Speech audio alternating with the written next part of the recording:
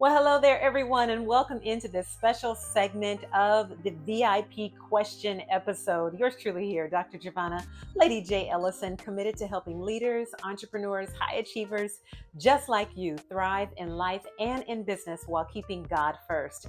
So, we had a great question to come in, and while this specific field is not my unique industry, I was more than happy to get in and do some research and do some homework so I could deliver value to this exceptional leader. And her question is this: what's the first step in finding a chemist to help formulate my product, specifically a hair product? Second question: how do I keep a continuous supply of product on hand so that I do not run out of stock? All right, so first of all, thank you for trusting me with this question. I had so much fun researching it and learning more about this industry. So, number one is to determine the type of product. This is as it relates to the chemist. So, determine the type of product, if you need a custom formula for it, or if you can use a private label, or you can do contract manufacturing solution if that could work. So in other words, instead of reinventing something from scratch, perhaps you could partner with someone who already has something similar and put your label on it. People do that all the time. Similar product, but they just slap a new label on it. Now, for you in particular, I know that you are committed to high quality ingredients, high quality service, everything like that. So it's important that whoever you work with understands your passion for integrity in the product. And that says so much for you as a leader and as an entrepreneur, but it also says a lot for your customers. They trust you. They keep coming to you over and over again because they know that you're not going to give them just any old thing that they can go down to Walmart and buy. You're going to give them top of the line, high quality goods. So make sure that you find someone who is in alignment with your values for the product as well. That's number one. Number two is to find a chemist who actually specializes in your product category, right? Someone who actually specializes in a type of shampoo or a type of conditioner instead of someone who specializes in the marketing aspect of it. No, we're looking for someone who can actually develop the actual product. So I would also encourage you to do some online research and look at what some of the other stylists in your industry, look at who they're using or the people that you admire. Ask around. Sometimes just word of mouth and referrals can be your best resource as well. The other thing is to be realistic about the cost. So I've researched that it can cost anywhere from $5,000 to $50,000 to do your own type of product, chemist, private labeling, all of that. So take a good look at your budget and see what type of funding is available through small business administrations and things like that if you need support in getting it started.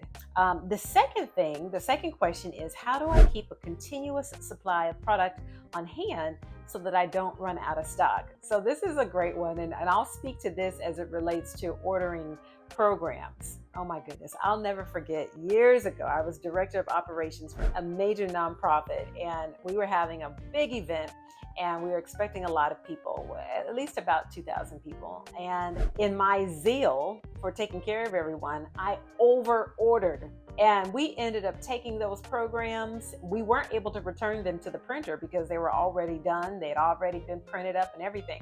We ended up turning them into scrapbooks that we could pass out and have people use, as little notebooks. So just a piece of advice, word of advice, don't over order. Don't have so much inventory that, every time you go park in your garage, you're seeing boxes that you ordered 12 months ago that have not yet been distributed. Okay, so get realistic. So the first way you want to get realistic is by keeping a detailed inventory of your customers, their needs, and their product desires. So take a good realistic look. Sometimes as entrepreneurs, we have a tendency to overestimate a lot. And I would rather you have a waiting list for more product instead of having too much product and then looking for ways to sell it. So keep a detailed inventory tracking system. There are a lot of great apps out here. There's good old-fashioned Excel.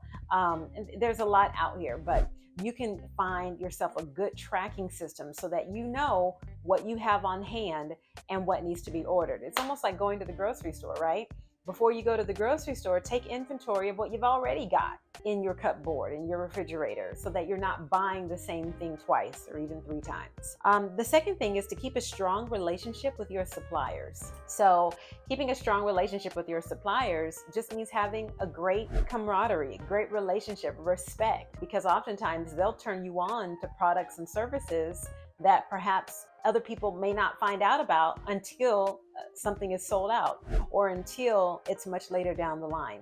So make sure that you have a good relationship with your suppliers or supplier if it's just one person as well. And then finally, maintain an inventory. A good safe amount is probably about 2 to 3 months worth.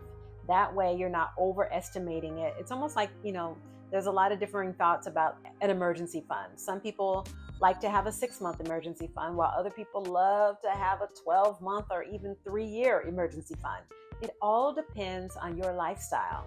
It all depends on what security and safety means for you. So what does security for your clientele, for your business mean for you in this season? And make sure that you're planning ahead. Planning ahead, that can take so much of the load off so that you're not scrambling, trying to get things when that time is needed. I hope this was helpful. I hope that you got some value. Again, thank you for trusting me with the question and letting me do some homework into an industry that is new to me, but I certainly learned a ton. And so I hope that some of these tips were helpful. If you happen to be in the actual hair care industry and you know about chemist and formulating and products and things like that, and you've got some wise advice that you want to share, go ahead and type that in the chat. And let's learn from one another down there as well. Listen, make sure that you subscribe to this channel where we answer leader questions, bring you exceptional value from entrepreneurs, leaders, business owners, and where I give you weekly coaching to help you go to the next level in your life and in your business while keeping God first.